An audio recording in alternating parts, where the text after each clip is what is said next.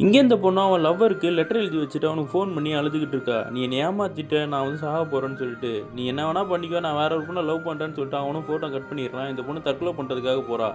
அந்த டைம்ல வீட்டுக்குள்ள ஏதோ சத்தம் கேட்குது. என்னன்னு போய் பார்த்தா, அங்க ஒரு திருடன் இருக்கான். இந்த பொண்ண அடிச்சு போட்டுறான்.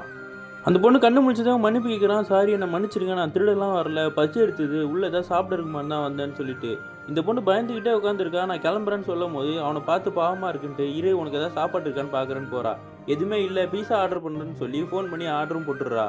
இவங்க உட்காந்துருக்கும்போது அந்த திருடன் கேட்குறான், "நீ எதுக்காக தற்கொலை பண்ணிக்க போறன்னு?" இந்த பொண்ணு எதுவுமே பேசாம அமைதியா இருக்கா. மழை பெஞ்சிட்டு இருக்கு. அப்புறம் தான் சொல்றா, "ஒருத்தனை உண்மையா லவ் பண்ணேன். என்னை ஏமாத்திட்டான்னு" சொல்லிட்டு.